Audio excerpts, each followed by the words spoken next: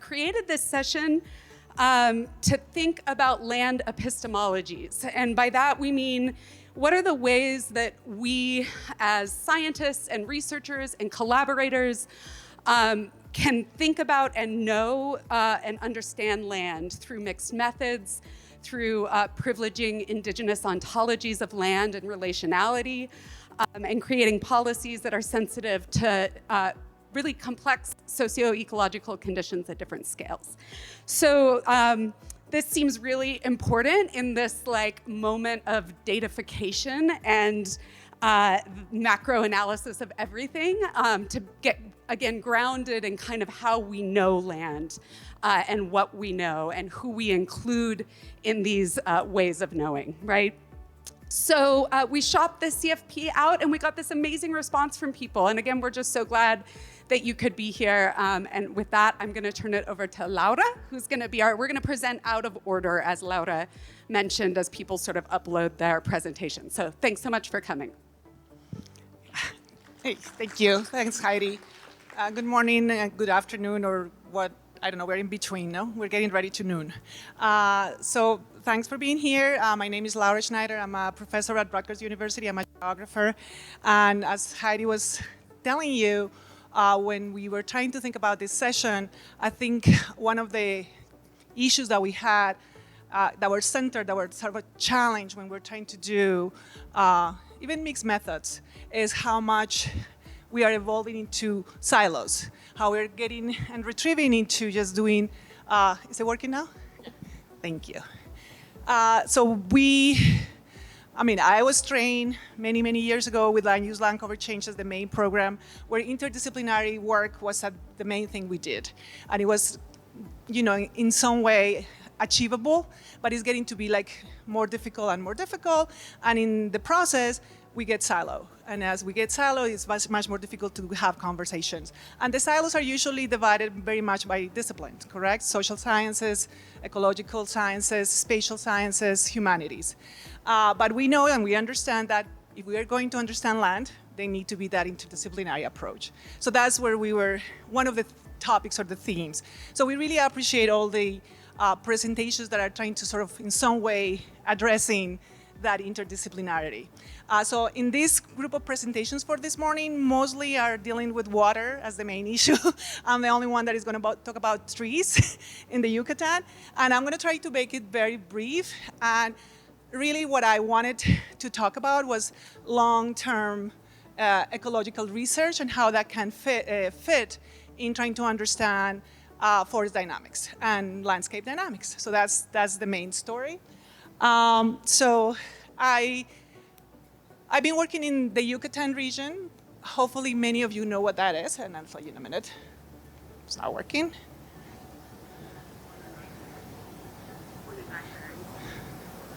Okay. I've been working in this region for quite a while. I think 25 years already. And the themes have been understanding patterns of process of forest change. And what we've been seeing is that as longer our study gets to be, there's always new issues that come into place in the Yucatan that makes new questions to arrive. And so here's just a display of those questions that we are addressing, from disturbances to right now looking at the effect of development, infrastructure, and public policy. So that's what our lab does.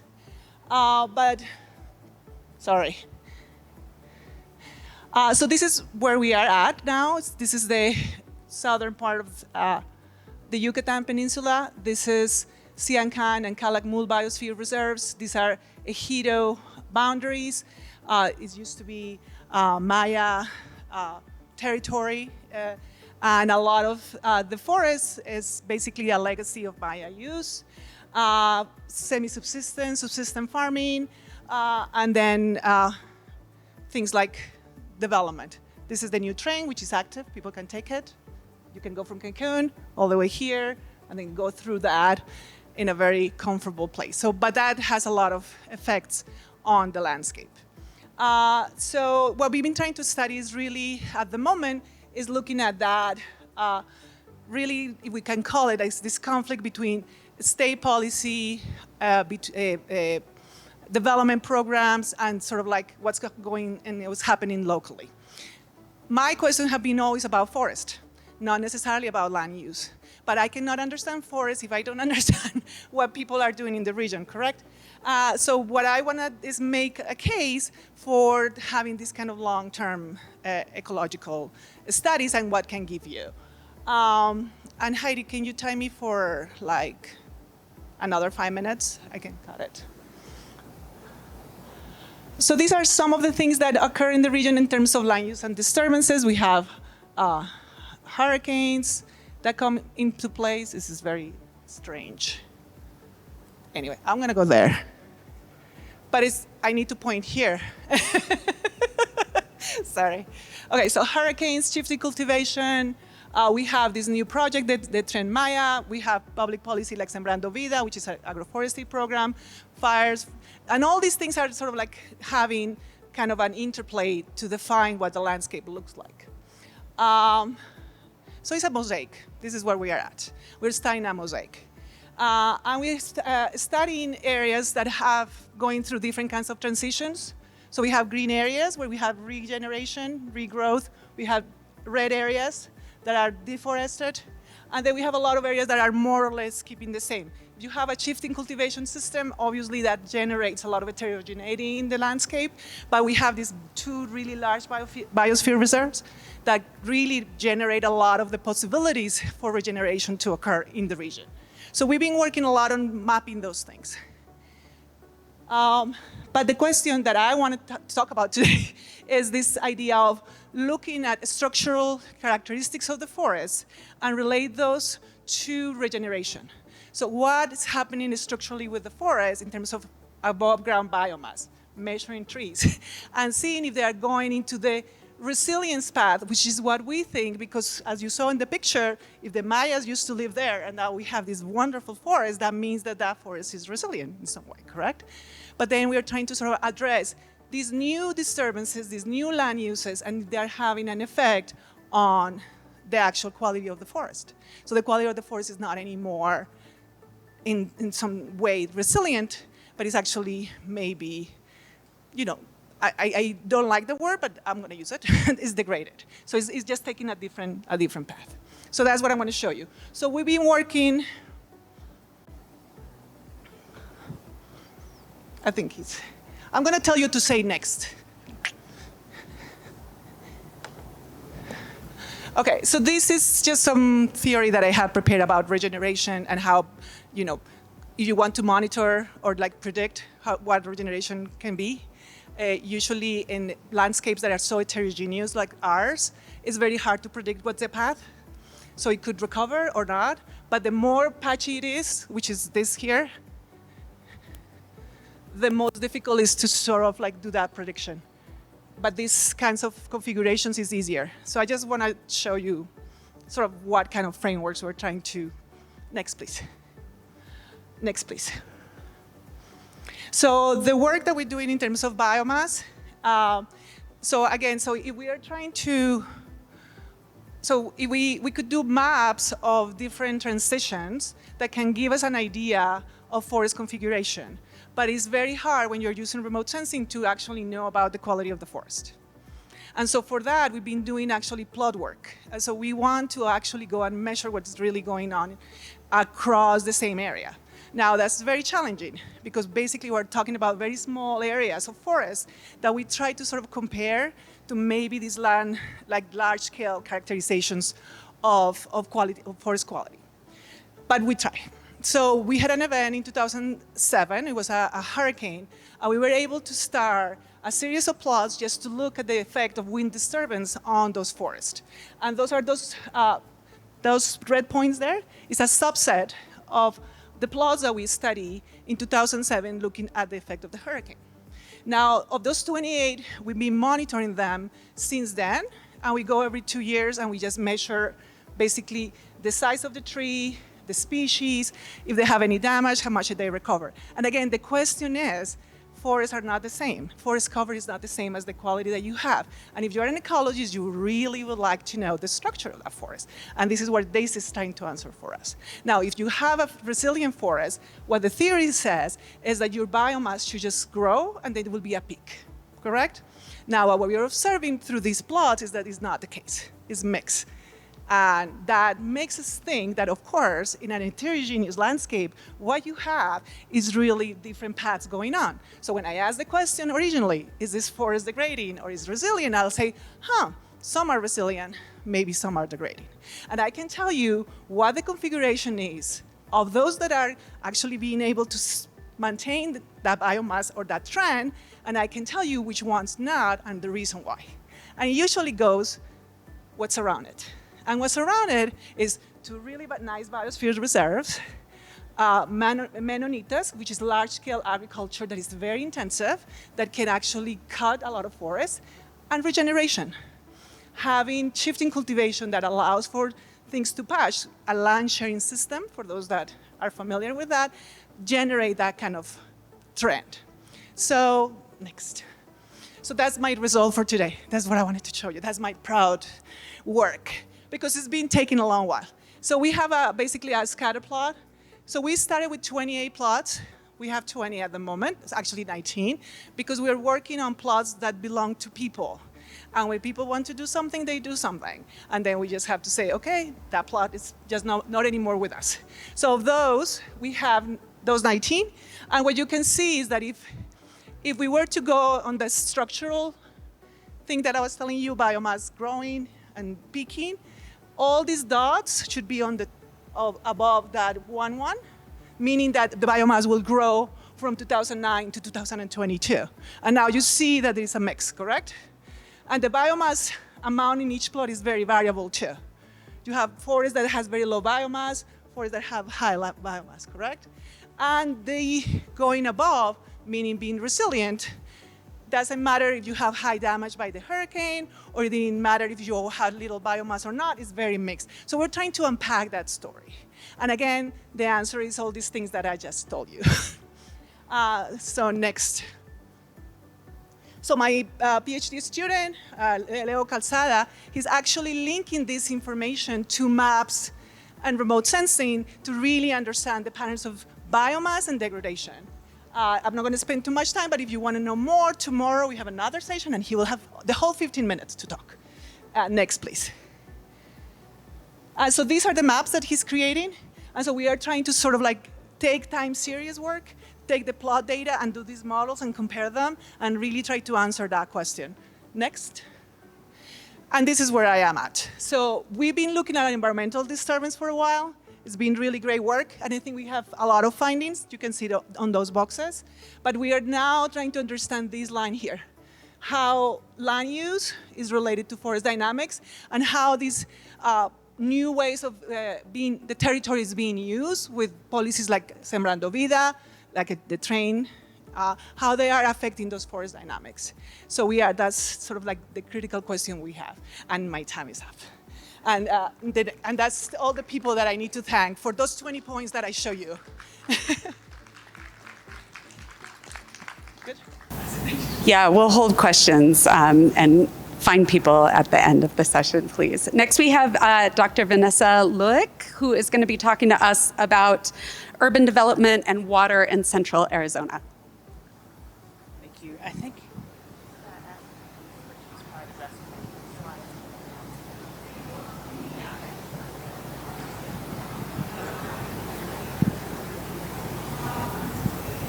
Okay, I'll get going right away. So I'm Vanessa Luick, and I work at Pacific Institute for Climate Solutions. For those of you who don't like the name Solutions, I agree with you, where I co-lead a transdisciplinary project. In addition, I work with Hallie Aiken at Arizona State University School of Sustainability, and we work on adaptation and development. And I'm presenting our research from a pilot project into whether land development is decoupled from water in Arizona, as many have claimed, or is land development and water deeply coupled? And has climate change altered this relationship? I'm going to be skipping over a lot. I will be trying to give just a few illustrations. Next slide, please. Oh, maybe.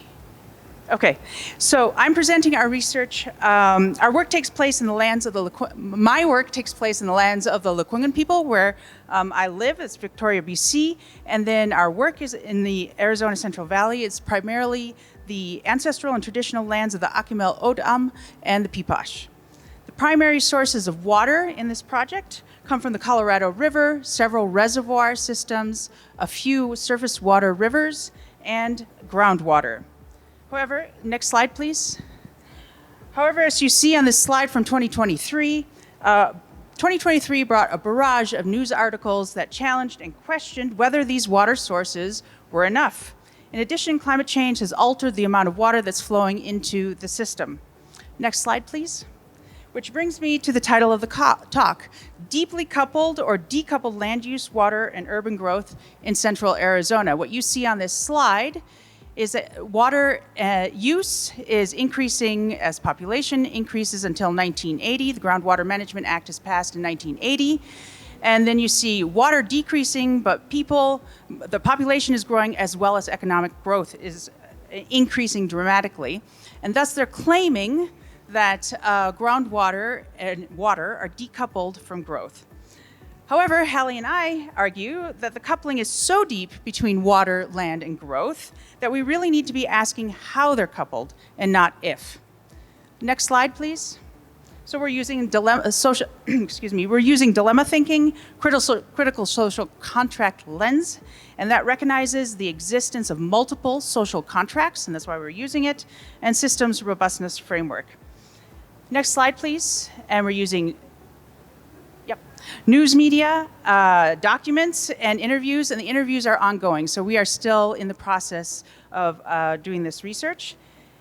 Next slide, please. In dilemma thinking, there are tensions between two values which appear to be incompatible.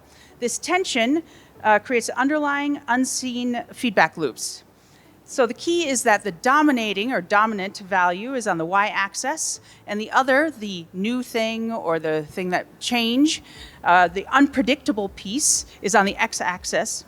And I'm going to touch on compromise, which you see in the middle, but there's also conflict and resolution. Hallie and I posit, next slide, please. Make sure it's the correct one. Yep. Hallie and I posit that central Arizona cities are in the horns of this dilemma. On the one hand, decision makers, both public and private, believe that growth is highly valuable, and in fact, that growth is the primary engine of their viability, and I mean that, of their survival. On the other, they know that water is essential for growth. So currently, they have hung on to the narrative of conservation through the Groundwater Management Act of 1980, claiming that water has been decoupled from growth, which represents a compromise in this dilemma. Next slide, please.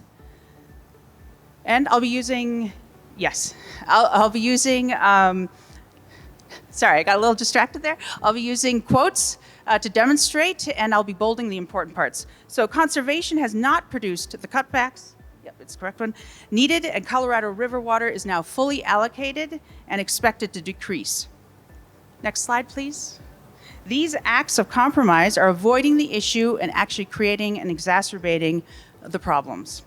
What is needed is resolution, which you saw also on the horns, one that recognizes the real physical limitations of water. But to get there, the public sector, the private sector, and citizens will need to confront the urban growth machine. Next slide, please. So the urban growth machine, in a nutshell, is that land and water provide wealth and power. Growth is the means by which those with power and wealth reach consensus. This impacts the distribution of land and water infrastructure. Next slide. And I wanted to emphasize this, especially in light of what we just heard. Urbanization saves water, and people don't really see it that way, but it's true. And with that, I mean what we heard from the plenary session. Next slide, please. The relationships within the urban growth machine are crucial. In particular, the interrelationships between the state and the citizens, the city and the citizens, and state and cities. And what people usually don't think about are the cities and developers and the state and developers. These social contracts form a tight coupling between water and land development. I see you nodding, thank you. So I'm going to give a few illustrations of these deep couplings. Next slide, yeah, oh, you already have it, that's good. Stay on that one. The public sector enables growth. So pursuing water importation as well as desalination with state financing. That is happening right now. In addition, public sector is approving land use rezoning to skirt groundwater restrictions. Next slide, please. Because when you talk about, and here's the quotes again, when you talk about large-scale developments, you know, it's not just a project. And so the developer is meeting with us continually on that topic. Likewise, we've been lucky that our board, our city council, have been willing to actually go lease water or find that next bucket so we can continue to develop. Next slide. Yep. It's developers demanding state protection. So developers are challenging the hydrological science, and in addition, the growth restrictions that are based on that hydrological science, and developers are actually currently co-producing legislation to skirt groundwater restrictions. Next slide. They've invested money. This is developers. They've invested money. They went to the department. They played by the rules. They got their analysis. That groundwater was issued. Everything was golden. It was perfect. And now you're putting restrictions on us? That's my addition. People don't take kindly to losing $5 billion. Next slide, please. However, municipalities are asking more from developers. At least they're trying. They're expanding the scope, saying that development needs to pay for itself. They're asking developers to bring water to the table. And they're finding the capacity, although very little bit, to say no to development. Next slide. I'm choosing one here. They may have a large chunk of land, that's the developers may have a large chunk of land that they purchase, but they can't move forward until they bring some water with them and prove that they can get their assured water supply. Next slide, please. Developers, however, are pushing back in the media and in the legislature. I'm picking out one that's particularly egregious. It's the area of affordable housing. So the consumer, this is what developers are saying, the consumer is going to pay, and housing will become less and less affordable. They, regulations, are really screwing things up. Thing is this is a red herring. Just so you know, if you want to know more, I can tell you afterwards. And next slide. Oh, whoops, I missed a slide. Next slide. So the problem is that these processes have remained within the compromise area, and this is causing serious issues. So there's growing competition for water. It's getting more and more expensive and more difficult to get. Infrastructure investment needs exceed municipal capacity. There's a lack of equity. There's aquifer damage and water quality. And interestingly, this last year, there were 95 different bills that went to legislature, and they're all conflicting over water provision, acquisition, conservation, wheeling, which is actually moving water from one place to another, and ownership. Next slide, please. I'll pick out two here. A major reason for the exceptional number of water bills was the release last year of the Phoenix groundwater model, which projected an unmet groundwater demand. Instead of coming together to address the state's water woes, the legislature focused largely on attacking and undermining. There should be planning, another quote, there should be planning that is inclusive, you know, and it shouldn't just be, you know, the city planning and the developers, right? Which is, I think, what mostly happens right now. So, next slide, please. Oh, yep, thank you.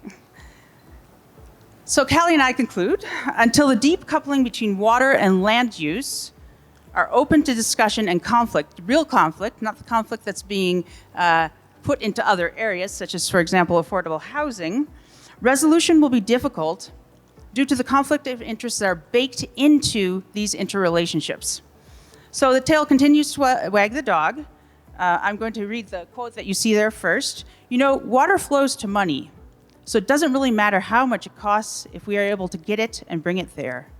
The finances of water, it may be a constraint on growth, but is water a constraint on growth? I think that there are scenarios where people could say it's not. And I think this ties really well into our plenary session. In addition, most actors are unwilling or lack the capacity to consider the possibility of limiting growth. And then we have the state, sorry about the mic, I'm not used to using a large mic. State and cities are seen as responsible for water security in documents, as well as in all, I repeat, all of the interviews. Yet the capacity and knowledge that's necessary for regulation is constantly being challenged again and again, including in those same interviews. Finally, Hallie and I think that there's a need for expanded social contract and contracts to encompass non-human, other than human, out of state, that includes out of country, and regional actors. And in this case, regional means rural to urban within Arizona, because these actors are currently excluded. Yet little evidence is given in our interviews and definitely not in any of the documents. Thank you. I tried to make it go fast.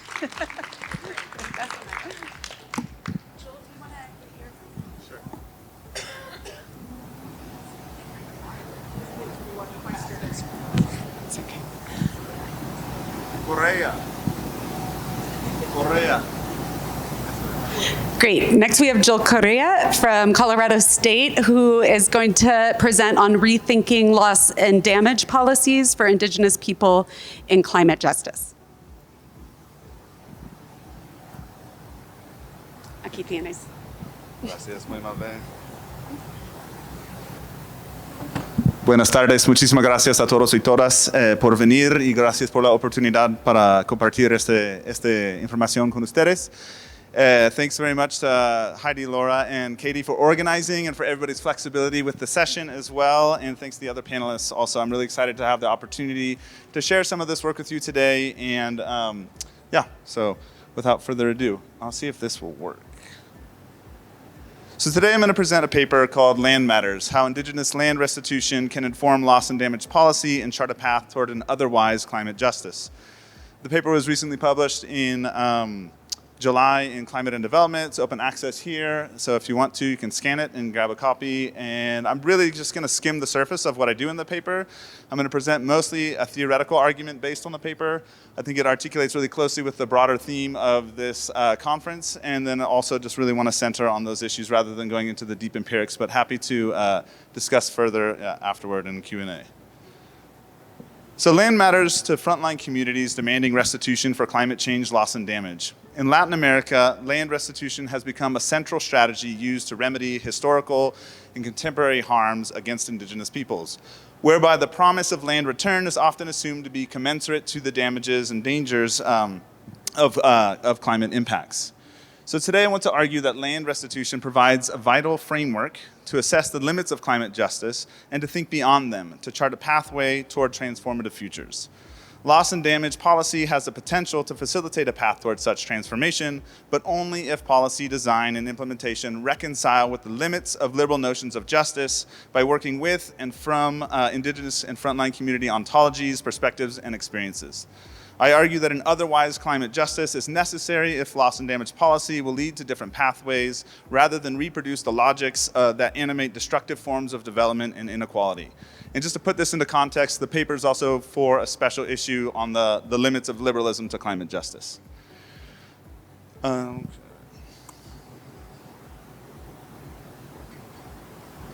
Next slide. There we go. Cool. Recent studies provide comprehensive analyses of loss and damage scholarship with particular attention to the evolution of global negotiations and activism, development of key policy instruments, and debates over financing. These studies richly inform our understanding of the politics, negotiations, and efforts to implement different forms of loss and damage policy. And I build from and contribute to that work by centering a critical analysis of liberal justice that animates many loss and damage proposals. I'm not going to go deeply into engaging the policy particulars in this talk, but I'm just going to jump directly into the core of my focus, which is really about relationships between indigenous peoples, loss and damage, and the limits of commensurational logics for climate justice. So rather than solely focus on loss and damage negotiations or specific policy recommendations per se in the paper, because lots of other people are doing that, in the paper I turn to cognate initiatives that are intended to assuage the losses and damages that many indigenous communities in Latin America confront due to land dispossession and efforts to recover lands in the wake of social and ecological violence. In the paper, I assess 12 Inter-American Court of Human Rights cases regarding indigenous land restitution to ground my critique of liberal justice, and I also draw from over a decade of field research on the implementation of such decisions in Paraguay. There we go.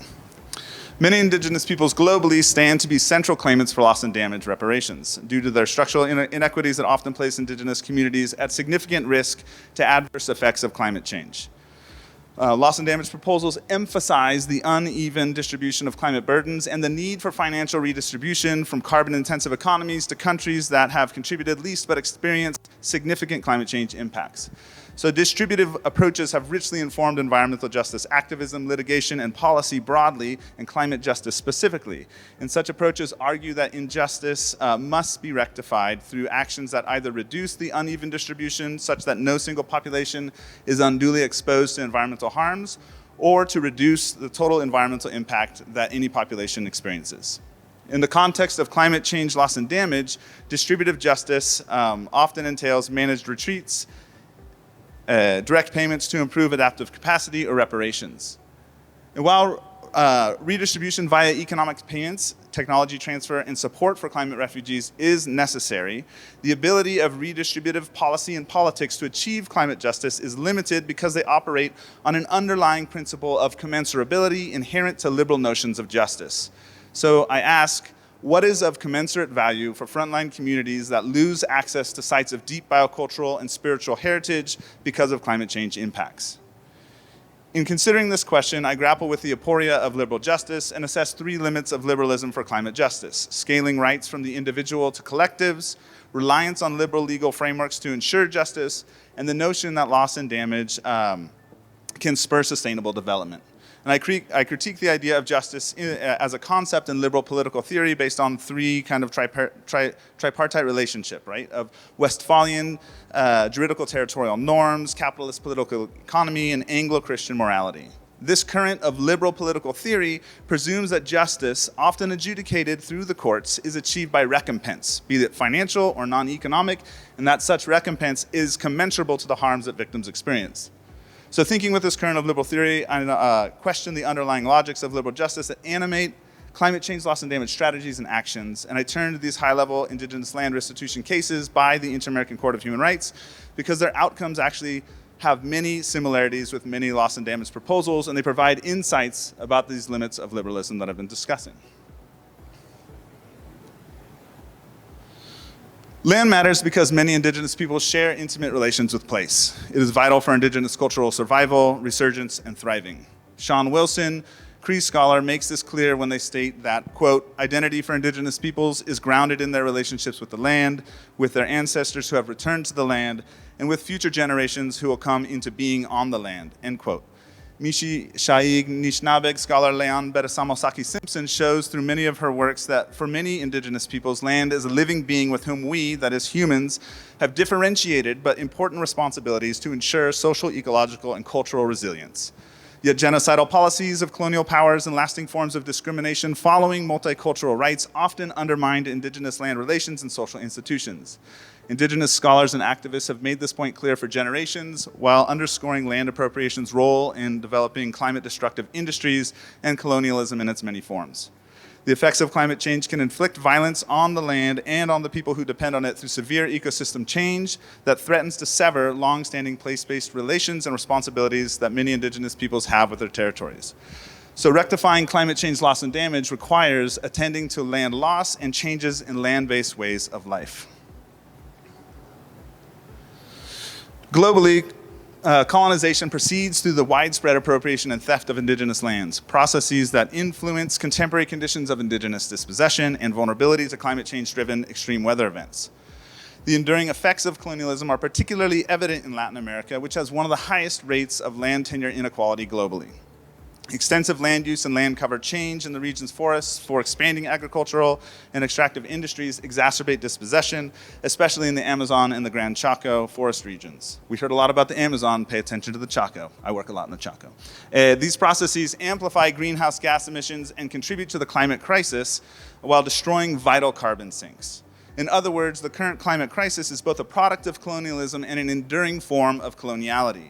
And throughout the history of indigenous land appropriation, colonizers and settler state governments often describe indigenous peoples as either in the way of development or simply not using land meaningfully. Many phrases in Spanish and Portuguese exemplify this, and such tropes often fueled colonial land and resource theft tied to histories of forced labor justified by racial and ethnic logics of dispossession. Although extractive capitalism is the basic common denominator for indigenous dispossession in Latin America, the specific processes, responses, and outcomes are highly heterogeneous. Litigation based on new legal frameworks is one strategy that many indigenous communities use to resist dispossession and seek restitution of appropriated lands. Many Latin American states adopted new policy frameworks, laws, and constitutional reforms during the region-wide transition from authoritarianism to democratic governance in the late 20th century. The emergent legal framework sought to extend new rights to indigenous and Afro-descendant peoples and populations, often focusing on land rights to rectify historic dispossession. The resulting territorial turn and widespread adoption of multicultural rights has reshaped state-indigenous relations across Latin America, albeit with highly uneven outcomes across the region. And here it is vital to note the matter of land, its material property, and to bring that into conversation about how and why land matters for many indigenous peoples and communities in the context of climate change. Rapidly changing atmospheric chemistry due to increasing emissions drives the fluid dynamics of global circulation and climate change. Yet the extractive development that drives climate change cannot be divorced from the materiality of land and its spatial fixity. As Tanya Lee has said, you cannot roll up land like a mat and take it with you. Land stays put. However, the atmospheric chemicals primarily responsible for the climate crisis circulate far beyond the sites where they are released, and ultimately affecting populations that may not have the adaptive capacity to ensure effective responses to such changes. While land rights are often seen as a vehicle for justice, they can also inadvertently expose communities to new environmental harms by restricting mobilities during times of flood or drought, exacerbated by climate change, because titling initiatives have altered many indigenous people's socio-spatial relations by limiting access to small parcels of property, as I've shown in a previous article in the Annals of the American Association of Geographers. The dialectic relation between spatial fixity and atmospheric circulation illuminates the critical role of land in climate justice and challenges for compensating those who have lost lands, livelihoods, and spiritual connections to place because of climate change. Land is often central in frontline community struggles for compensation or adaptation support in the face of increasing climate change loss and damage from effects of fires, floods, sea level rise, forced migration, and other dynamics. So the process of land restitution acknowledges the intimate relationship between indigenous peoples and with their territories, while also confronting legacies of colonial exploitation and environmental degradation that continue to impact many indigenous peoples. And here I'm going to pivot to, from the discussion of land restitution as I've been presenting it, to really thinking very briefly about some insights from the Inter-American Court of Human Rights to highlight the crucial intersection between climate justice and human rights. And by focusing on the adjudication of land rights through the Inter-American Court, I assess the contradictory notions of justice that emerge through liberal legal frameworks and adjudication. Okay. Oop. Several examples from Latin America illustrate the complexities of determining, adjudicating, and issuing reparations for non-climate related loss and damage, given the experiences with transitional justice initiatives in the wake of authoritarian dictatorships and the territorial turn. The Inter-American system of human rights plays a central role in these processes because it is the most significant and predominant legal mechanism to adjudicate remedies for losses and damages related to human rights violations in the Americas. The Inter-American system is part of the Organization of American States. It has two main bodies. One is the Commission, the other one is the Court. The Commission tries to remedy solutions between states and victims, and the Court is the ultimate line of resort for victims that can't seek a remedy through the Commission. To date, the Inter-American Court has made 12 decisions regarding indigenous rights and indigenous land claims. And those are the 12 that I discuss in the paper in greater detail. But what I want to just tease out really quickly here before I move to the conclusion is that there are several processes that come from the Inter-American Court of Human Rights that can inform loss and damage policy, right? So first one, the Inter-American Court is the last juridical resort for victims of human rights abuses in the Americas, right? So you have to go through all the legal processes domestically before your case could potentially be heard by the Inter-American Court. With regard to loss and damage policy and like payouts and those types of actions, it's assumed that the litigation process will be the last legal resort for communities as well. small percentage of cases that are actually heard and decided before the Inter-American Court of the cases that could potentially go. So how many cases and what kind of cases will actually be litigated for climate change loss and damage recompense or receive recompense is an important question. Cases before the Inter-American Court are extremely slow. They're often 20 to 30 years in time from when an indigenous community makes its initial claim for land restitution to the time that the court makes a decision, and then it takes longer to make those decisions implemented. And implementation is resoundingly poor due to voluntary action of states versus their legal obligations. So they're legally obligated to abide by the court, but because the court has no actual mechanism to enforce implementation, then it comes down to voluntary action. And so these are really important issues that could significantly impact loss and damage implementation as well. So I'm going to close here with just a couple thoughts. So I'm arguing that liberal justice logics that animate loss and damage as a form of commensable recompense are wholly inadequate and will do little to assuage climate justice. The notion of justice as commensurability is a trap of liberal political theory because justice is an aporia, as Gayatri Spivak, Jacques Derrida, and Joel Wainwright have argued in different forms. Climate justice and loss and damage actions are necessary. However, reproducing the status quo of liberal political economic theory in loss and damage action will not lead to transformative outcomes that support indigenous peoples and local community well-being and autonomies. Achieving climate justice is not just merely a question of enacting new policies or distributing payments, it is fundamentally a question about relations. What kind of relations do proposals for climate change loss and damage action respond to? What kind of relations will loss and damage funding engender? And how will those relations change the political, economic, and legal orders that have created the conditions for climate breakdown and indigenous dispossession? So anthropological theories of the otherwise might prove helpful in rethinking climate change loss and damage as a vehicle to rebuild relations with and between different peoples in the environment such that climate breakdown might not be inevitable but averted. And I'm just going to stop there so I don't take more time. Thank you.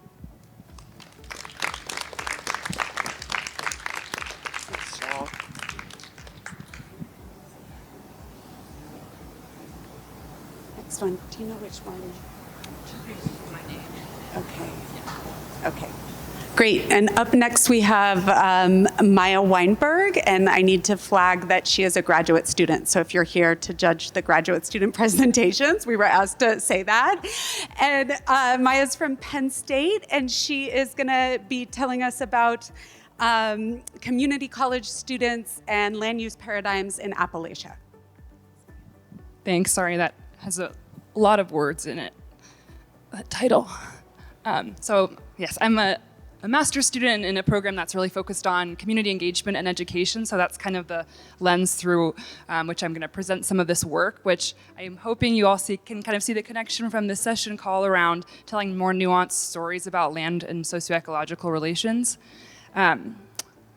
Just a roadmap of where I'm hoping to talk about, and mostly focusing in on the methods and the results, and really being able to focus in on kind of the benefits and the reflections I had about using these kind of more participatory methods for mapping land relations. So the project takes place in Perry County, Kentucky, which is in central Appalachia. Some of you might know it's a region that's heavily focused on mining historically. This map shows kind of the total number of inactive surface mines, just to see how kind of physically altered the landscape has been by the mining industry. And then now, the number of active mines, surface mine sites in the county. So just to both see how the landscape has been altered by mining, but then also how the economy is kind of transforming rapidly right now. So that brings to this point of land use transition.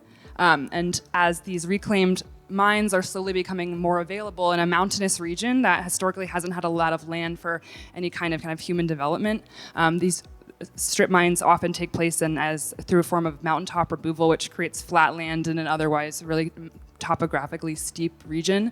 So a lot of different industries and actors are kind of vying to be legitimated in these spaces of flat land through various different methods.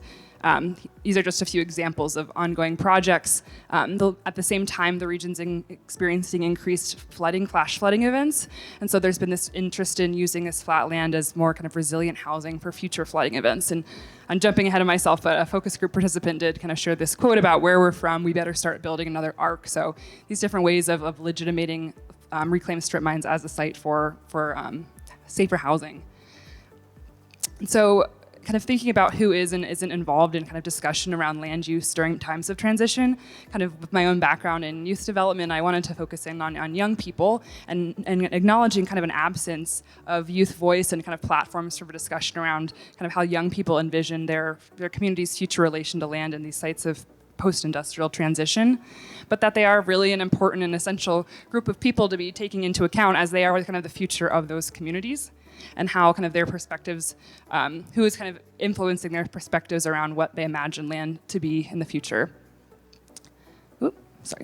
So that leads to these two main research questions, one of which is how do community college students in sites of deindustrialization come to hold their current understandings about their natural environment, and focusing in on the community college, for those of you who aren't familiar with the system in the US, the programs, universities mostly focused on vocational training, and especially focusing on preparing young people to be able to stay in their home communities by having programs that are focused on local economy. So really an important voice in shaping and being shaped by transition. And so then the second part of the research question is around how do these understandings shape imagination of community college students about the future of land and their community's relationship to it. So kind of leaning on this practices of legitimation that Siddharth Sareen kind of puts as a framework for looking at whose voices, which actors and institutions, organizations are legitimated during times of transition as incumbent and emergent actors and organizations kind of vie for legitimation in what the transition becomes, and how both of those kind of interact to produce a whole variety of land imaginaries, or how people imagine land to be used in the future. This can both be seen as the desirable land imaginaries or kind of the likely land imaginaries, which are often divergent.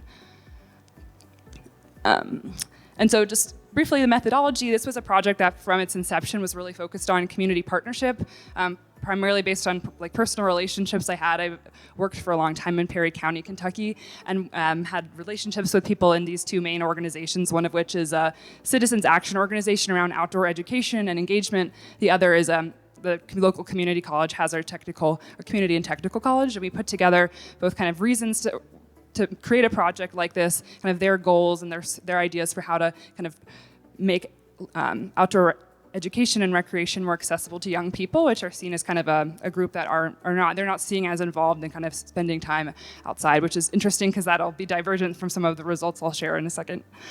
And so we put together these four main methods, one of which is key informant interviews focused on people who are actively involved in transition, land use transition, so farmers, nonprofits working with solar developers on these community benefits agreements, educators, farmers. We have 18 of those. Then ethnography and site visits, which were mostly onto sites of actual active land use transition, such as housing, again, farming, factory construction, but I'll focus mostly on these last two methods, which were focus groups and photo voice. So just briefly, the activity that we did around mapping, we had 3 focus groups of 9 to 12 students each from the community college. We gathered for about an hour and a half, and we'd kind of walk through a series of drawing prompts, followed by kind of discussion questions to really understand kind of how young people form their understanding about land, and then how they see land use in the past, the present, and the future, of adding on different layers to their maps. These are a few examples which I'll share more details about. And then among students who participated in the focus groups, they had the option to participate in a follow-up activity, which is a photo voice. 7 students, and perhaps more are involved in that at the moment, and they had these prompts to take 10 photos of nature in their community, and then 10 of how they see humans and impacting or interacting with nature in their community. And again, these are just some examples. So I'll share some preliminary kind of trends or themes we found across these different methods. The first being, so there's kind of an absence of formal and uniform environmental education. There isn't an environmental science or environmental studies standardized curriculum across the US, so it's highly variable across regions and counties. So the way people learn about the environment and land in their county is through intergenerational relationships, often focused on kind of grandparents, and that learning often takes place through recreation, whether that's use of all-terrain vehicles or hiking, hunting, activities like that. And so this is an example of a photo a student took on a hike they had with their grandfather, who was sharing about kind of his relationship to the landscape. This is a student who drew a picture kind of capturing their typical weekend or how they grew up with their kind of uncle, father, brother, spending time on old strip jobs, which are these reclaimed strip mine sites, and that the family members taught them about different species, mushrooms, ginseng, stuff like that. So this is like a very typical example of what students shared was their kind of educational journey. This was another student learning about horses on another reclaimed strip mine with her father. Another kind of trend was that significant time outdoors shapes a sense of identity, deeply rooted in natural landscapes. And so students would often, when asked about their relationship to nature, both in the focus group and the photo voice activity, would kind of start with, well, I don't live close to nature, I live in nature, and it's not like people in the cities or people in suburban communities who have to travel to nature. I'm kind of a part of it all the time. So one student took a picture from their backyard and titled the photo, My Home in Nature. Another student drew a picture of themselves as they saw kind of coexisting in their natural environment, harvesting mushrooms. But I think this deep tie to the natural landscape really informs then imaginaries about the future of land relations and wanting to preserve the beauty they experience in their childhood in the place they live. Sorry, this is a bit text heavy. But students' future land imaginaries are mediated by corporate land ownership, perpetuating the belief that landscapes are shaped without their input. And so since this whole project was around kind of who is and isn't legitimating land use transitions, this was a really important learning just because how Perry County is there's so much corporate land ownership that purchased a lot of the surface mines as they closed, and that decisions about who and what is happening on the land, just what is happening on the land, is decided between the corporate landowner and whatever industry is trying to build. And there's really no space at the moment for any kind of negotiation about kind of community benefits, especially as solar development is kind of more and more entering into this space. So one student shared, I went to a solar meeting with Starfire, which is a solar developer. I mostly stay out of those things, but they're only offering temporary jobs. The power won't go to Kentucky, and I can't really tell you how it went, but Starfire won. So that there's these kind of superficial ways to engage with these potential developers, but there's not really an effort to actually gain community kind of buy-in in any particular way. And that I included this picture a student drew of their relationship with their grandfather, it was just Papa, and how he kind of shared how land is used currently and in the past. And so this prompt was that students were asked, like, what is land used for right now in your community? And she responded that mountaintop removal, I can't think of anything else land is used for.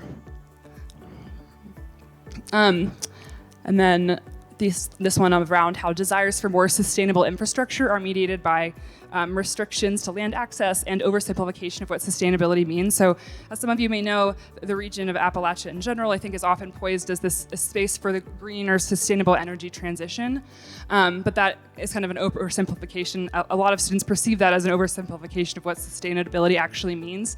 And so as they kind of negotiated through the different visions they have for land use, there was a lot of interesting kind of back and forth, which ultimately would typically come to some kind of leveling of values, but that students had like these different ideas of what land should be, but that they were grounded in the same kind of desire for their community. So I just included this engagement between two students where one spoke about how we could have more solar farms here, the land, the ecosystem has already been damaged, we don't have to do further damage. But then another student responds, but it takes energy to make energy, you're gonna have to use fossil fuels for sustainability. So I think that also mediates this like general desire to be part of a sustainable transition, because students don't really buy that, at the same time that they don't really think that that the introduction of solar actively takes land away from the community to be able to kind of create projects that they see as a community benefit. And then this was the last one. Students hope for diversification of land use, including new economic opportunities and opportunities to repair past harms. So there is this kind of broad understanding that the coal mining industry was really harmful to the landscapes and ecology of their community. And at the same time was a huge employer. And so as this land becomes transitioned for new purposes, having some kind of opportunity for jobs is seen as really important as young people continue to leave rural places like this. So one student shared that we need to build roads, build on the strip mines, put people to work, and that would help them stay. But then some other students would share, well, we shouldn't use the land for anything. It shouldn't be used at all. It should just be allowed to kind of return to its natural state, reintroduce native species. But even among these conversations, students who might have these two perspectives would typically come to some kind of agreement about what they are actually getting at in terms of kind of the values. And then the final quote I'll share is a student sharing, we were producing so much coal, the world needed it, but I'd like to see us be part of the green transition, or part of the new solution, so that there is this general desire to be part of what we kind of see as a sustainable transition, but not kind of in these current kind of practices. And then just a brief methodological reflection. Scaffolding these two methods, I think, was a really helpful way to explore a topic that there isn't a lot of kind of space otherwise created for around land relations. And so it kind of was this introduction to be able to talk about all these complex imaginaries, and then the photo voice was kind of a helpful way I found to kind of hone in and kind of revisit some of these focus group questions. So I think together they really created like a rich group conversation, which allowed students to kind of push on each other a little bit to really get at kind of these shared values. And then photo voice as a one-on-one way for myself, I guess as the researcher, to be able to follow up on some of these things that were brought up during the focus groups. And then my main hope for a future project like this, when I'm not on a master's student budget, would be a much longer process to involve students in the design of the project itself to make it kind of more participatory. So I just have these next steps, which I'll lead up there, and we'll leave it there. Thank you.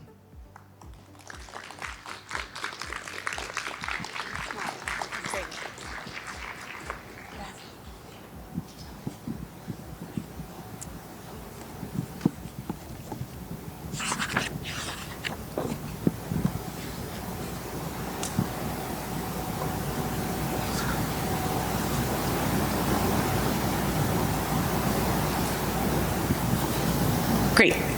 We're almost there. You all have done so well. Thank you so much. And so last but not least, we have Dr. Beth Tellman from the University of Arizona, who's going to be presenting on urbanization in Xochimilco's wetlands. Thanks. Thanks so much for organizing this session. Voy a presentar todo en inglés, pero si están súper interesados en transformación, aquí tengo mi colega Lakshmi, levante la mano, que es una súper experta en transformaciones y me ha enseñado tanto de cómo pensar más en ese tema, la UNAM, y les súper sugiero hablar con ella quizás después. One of my colleagues here that's on this talk, Lakshmi Charlie Joseph, who's in front, who's from the UNAM, has really helped me think about transformation and what it really means. She's like a total methods queen on this topic. So if you need more creativity in thinking about how to do transformation and what co-production means, please talk to her. She has a lot of ideas, and through this project, I'll talk a little bit about it. We've done some writing on this topic, and we're really happy to share methods with you if you want to start experimenting a little more with this theme. How many people in this room have been to Xochimilco in Mexico City? Awesome. Okay, so like half of you. So I want to kind of situate you in Xochimilco and think about what you were doing and what you saw when you were there. You know, maybe you took a ride in a trajinera, or you heard some music. Maybe you saw some chinampas where there's agriculture being practiced. But maybe you also saw urbanization, or had this feeling sort of the city kind of around this wetland area and sort of swallowing it. And so we're working in this place of really rapid change and trying to work with people there to think about, what does this change mean? What does transformation mean? Can we do co-production in this landscape and map out different desired futures that people have there? And what can we do as sort of boring traditional academics to support those really creative and exciting visions? So that's what our project is about. It is funded, this way. Okay, we're actually part of a network of many other people trying to do this work as well. All across the world, there's 7 different nodes thinking about transformation and water governance. And one of the cool things that we get to do is exchange and do a lot of south-to-south exchange with these other networks. We actually hosted at UNAM about a year and a half ago, kind of our exchange and really trying to share transformation methods for landscape. So, and we've made sort of methods handbook that, again, I can send to you if you're interested more in that topic, but we're part of this sort of larger water transformation pathways planning network.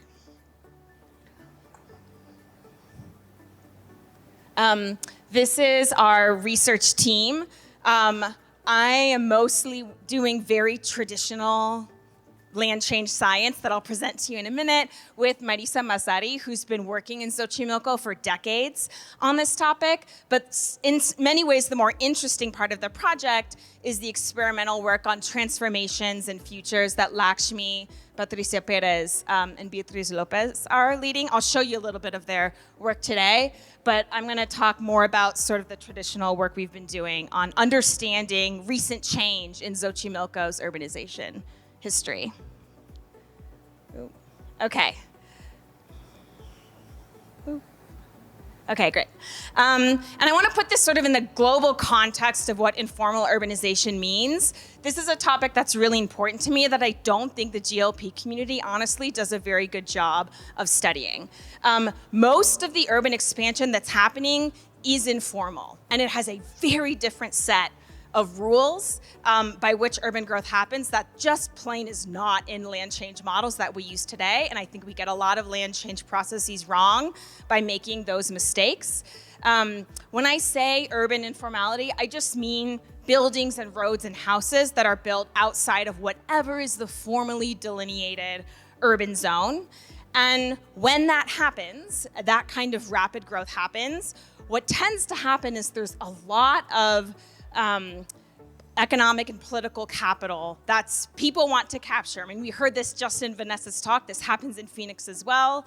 It's happened for ages. This cartoon actually is from Boss Tweed in New York City. And when New York City was really expanding, we see these sort of clientelistic relationships of politicians wanting to capture people's votes and giving them housing or something in return. And that, I think that's the way that many cities are growing today, that is not captured in land system science models. And that those dynamics we see reproduced in Xochimilco as well.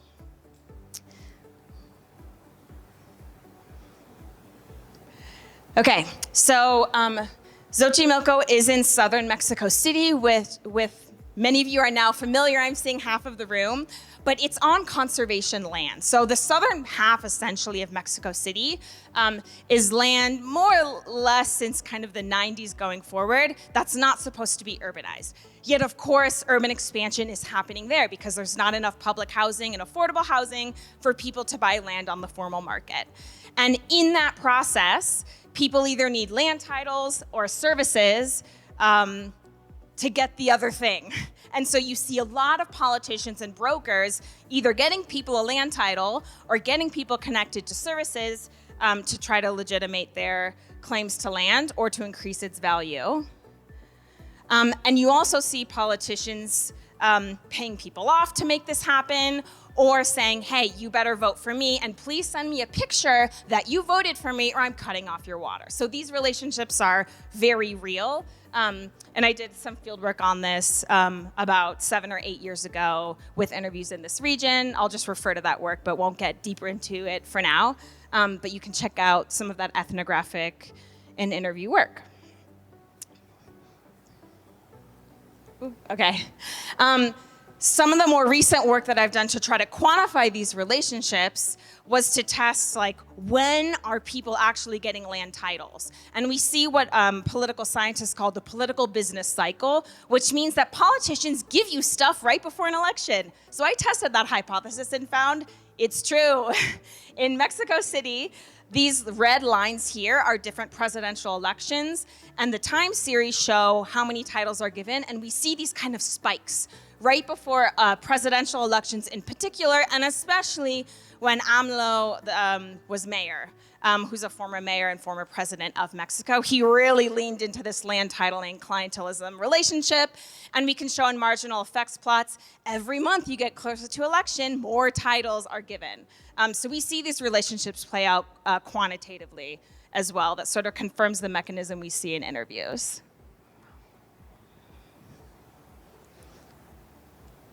Okay, I'm going to skip some of this other stuff, but we also sort of see the spatial patterns of land that form are really related to political and economic return.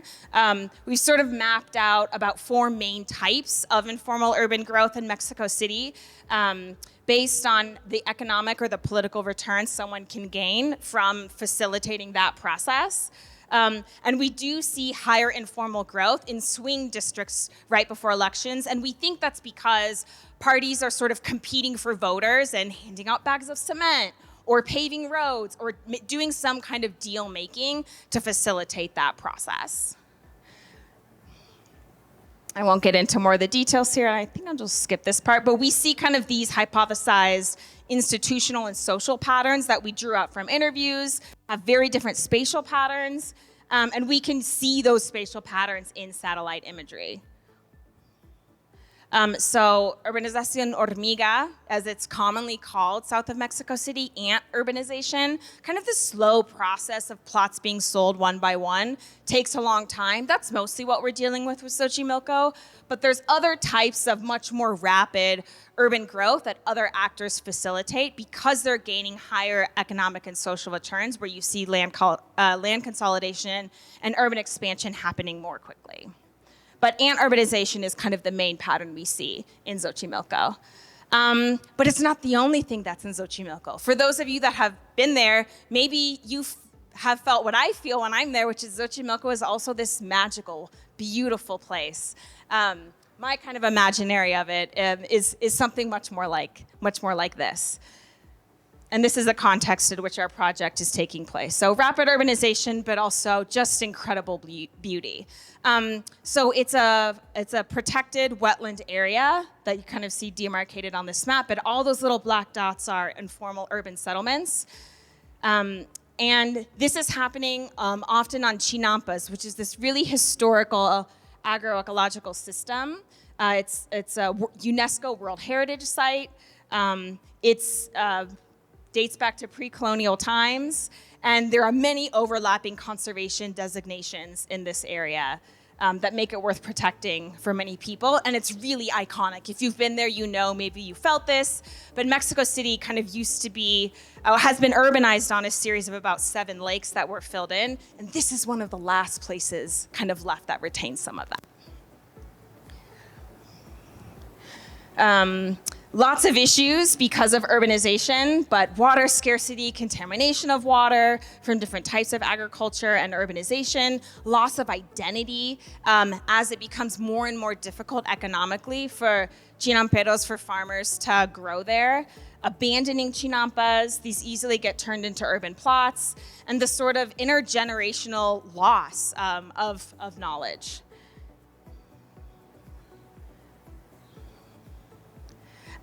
So what we wanted to know, I kind of did fieldwork here about 8 years ago, was what's been going on since then? Some things that we were hearing from our colleagues in this area were that there's been rapid urban growth after the recent earthquake that happened in 2017.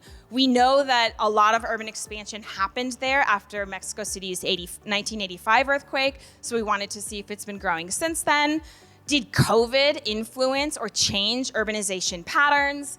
And what does this mean for some of the other transformation work that's happening in the other part of our project? So just really preliminary kind of answers to those questions. Let's get this. Just looking at imagery from Dynamic World, from Sentinel-2, we can see the rapid urban growth, kind of these pink areas in the bottom portion of the city that have been built since 2016. And we can see a bump post-earthquake, but not post-pandemic. And when we actually compare it to the larger metro area of Mexico City, we don't see those same patterns. So there is no post-earthquake bump we see writ large across Mexico City, but in Xochimilco, we see it. And it's small, but meaningful.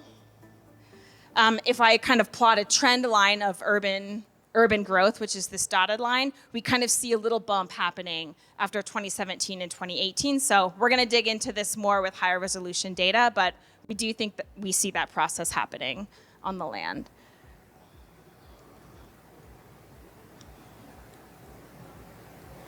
This is really hard to advance.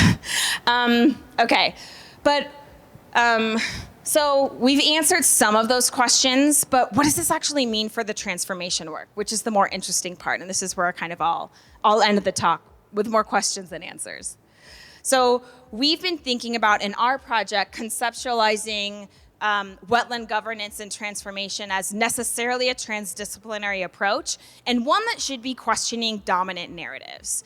And so in order to do that, we've been experimenting with art-based methods, kind of similar in many ways to Maya's talk. How do people vision this landscape, and how can we challenge some of those visions and think about different imaginaries? So I'll just share a couple of things we've been doing on that front. One is mapping out transformative initiatives. And so looking for it's sort of like the Elaine and Bennett Seeds of Good Anthropocene work, where you look at where are there organizations that are working on empowerment, building networks, interested in learning, and we've identified 2 initiatives that we're now supporting. And what they really want is to share their processes with other organizations and building agency through networking. So we helped facilitate 2 of those groups to travel to Colombia recently to network with other groups working on wetland governance and supporting kind of their processes that way. We also did some work on deep listening with Chinamperos. So we actually brought schools to the Chinampas to facilitate sort of intergenerational knowledge exchange, and had kids listen to people's life stories, like for hours, like 3 hours of life story, and to try to figure out, could that generate empathy and vision in a different way? And then we had them, kind of like Maya's talk, draw about it. So we had them create these zines, sort of, and then we asked them questions before and after the intervention, trying to understand, did it increase their sort of care or empathy or emotion about this space? So that's one kind of art-based method.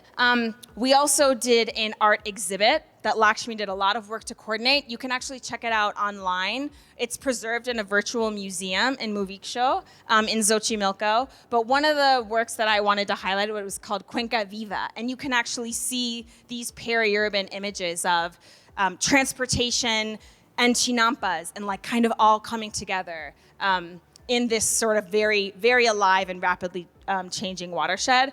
And we also in this exhibit did some collective art, and we had people together draw their desired futures of Xochimilco. So a lot more work to do, kind of to dig in to this space, but we're really leaning into art as kind of a more experimental way to elicit and challenge narrative. And that's what I have. And that's 15 minutes. One last thing maybe I'll end with is it does seem like the earthquake urban pulse from 2017 is a little bit smaller or maybe different from the pulse that happened after 1985. So I'm really excited to kind of dig more and do more field work to understand what really happened. Beyond just looking at satellite images, we now have to go talk to people from those landscapes and understand those changes. That's it, thanks.